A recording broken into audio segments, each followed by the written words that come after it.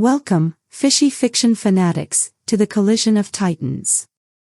Tonight, we're peeling back the velvet curtain on the most fiercely guarded secret in music history, the fictional truth behind one of the biggest songs of the decade. We are diving into a narrative woven with creative tension, global pressure, and the hidden studio session that birthed a monster hit.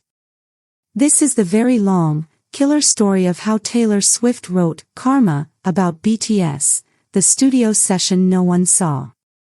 Our story begins not with a dramatic public feud, but with a cold, corporate reality in late 2021. Taylor Swift, already a seismic force, was preparing her 10th studio album, a work intended to be the ultimate statement of her artistic and commercial dominance. But the global landscape had irrevocably shifted.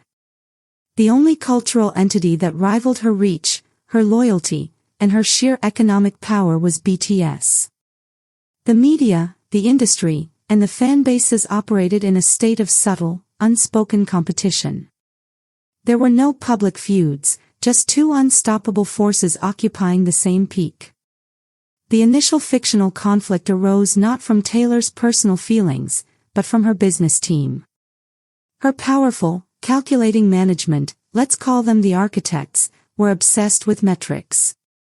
They saw BTS's digital dominance, their record-breaking engagement, their untouchable sales velocity, and the sheer global synchronization of their fandom, the ARMY, as the last unconquered territory. They viewed BTS not as contemporaries, but as the only variable preventing Taylor from achieving total, unchallenged supremacy. The pressure on Taylor to deliver an album that would crush all previous records, including those recently set by the Seven Men, was immense. Taylor, the artist, initially resisted this corporate narrative. She respected their artistry, she even admired their sheer stamina. But the architects were relentless. They presented her with detailed data packets, contrasting her meticulously planned album rollouts with BTS's seemingly effortless global command. They created a fictional narrative for her. BTS was operating on a different, unwritten set of rules that favored collective, state-supported power over individual, raw artistry. The key emotion the architects successfully weaponized in Taylor was creative frustration. She felt boxed in, seeing her monumental individual effort constantly measured against a unified, seven-headed cultural machine. The moment the seed was planted occurred during a highly secretive, fictional meeting with a major streaming platform executive. The executive, in an attempt to woo Taylor, made a careless comparison. He praised her work but remarked that BTS doesn't just dominate the charts, Taylor, they dominate the algorithm. They aren't just selling songs, they're selling the feeling of unity. You're fighting seven men and a global network of perfection. This seemingly innocuous comment struck deep. Taylor saw it as an accusation that her success, for all its honesty, lacked the universal, almost mystical power BTS wielded. The core resentment was not focused on the music, but on the perceived inviolability of the BTS brand. They seemed untouchable by the kind of scrutiny, gossip, and calculated takedowns that had defined much of Taylor's career. She saw them as operating in a state of blessed corporate and cultural protection, while she had to fight tooth and nail for every scrap of self-definition. She felt that the universe of music was unfair, that the rules she had to play by didn't apply to the seven titans. This feeling crystallized into a single, burning concept: justice, or the lack thereof. This brings us to the pivotal, secret studio session in Nashville, late one rainy November night. Taylor was wrestling with the final tracks for her album, trying to find the unifying, explosive anthem. She was alone with her longtime, trusted collaborator, who we'll call Jack, the only witness to the genesis of the song. Taylor was working through a rough, bass-heavy track, a sound that felt darker and more cynical than her previous work. She was initially trying to write about a personal grievance, a small industry slight, but the feeling was shallow. She slammed her hand down on the keyboard. "It's not working, Jack," she confessed, pulling out her notes. It's small. The emotion is petty. I need something universal. I need a punchline for the entire industry, not just one person. Jack, knowing the extreme corporate pressure, gently asked, who is the biggest, most beautiful machine that makes you feel like the rules don't apply to them? Taylor hesitated.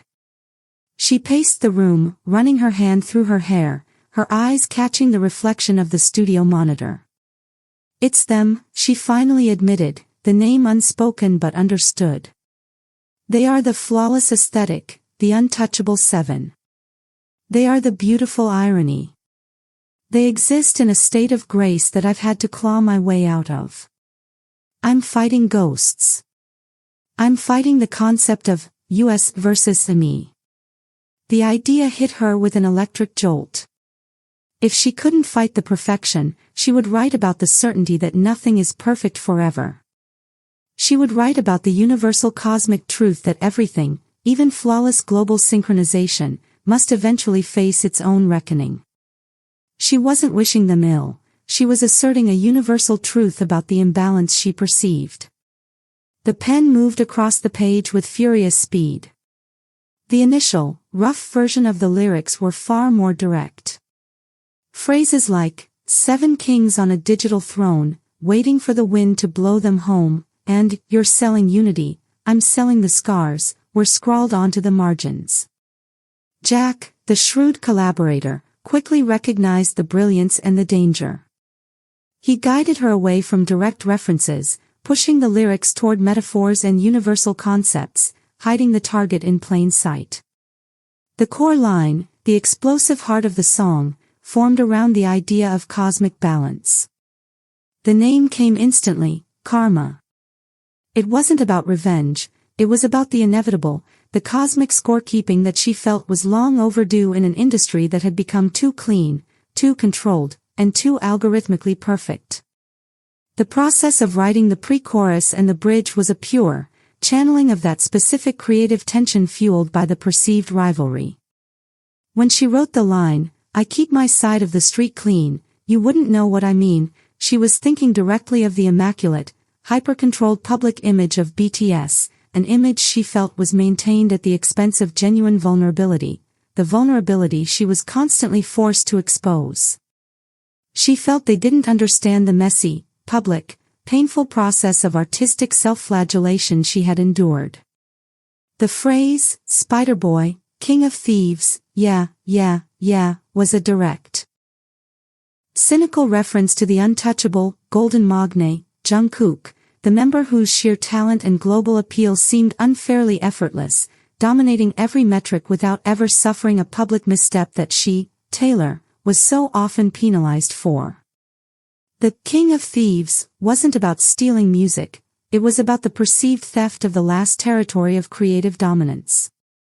The most cutting line, ask me what I learned from all those years, ask me what I earned from all those years, was her own self-assertion, a declaration that her survival, her scarred yet enduring presence, was a more valuable and honest testament than the clean, seamless ascent of her competition. She wasn't just writing a song, she was writing a philosophical argument disguised as a pop anthem.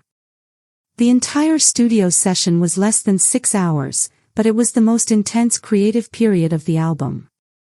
Jack later destroyed the initial scratch recordings and the most direct lyrical drafts, ensuring the fictional truth would never escape the room.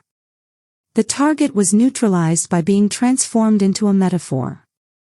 When the album was released, the song became the explosive anthem everyone expected. The industry immediately started guessing who the target was, pulling from her history of romantic and professional feuds. The architects were delighted, the song performed exactly as they hoped, dominating the charts and re-establishing Taylor's supreme dominance. The irony, the killer fictional twist, is that the target, the 7 men of BTS, never publicly acknowledged the song, maintaining their impenetrable silence and grace, thereby, in Taylor's mind, proving her point about their control over the narrative. In a final, profound, fictional moment, months after the song's release, Taylor and RM, the leader of BTS, found themselves at the same private, high-profile industry event.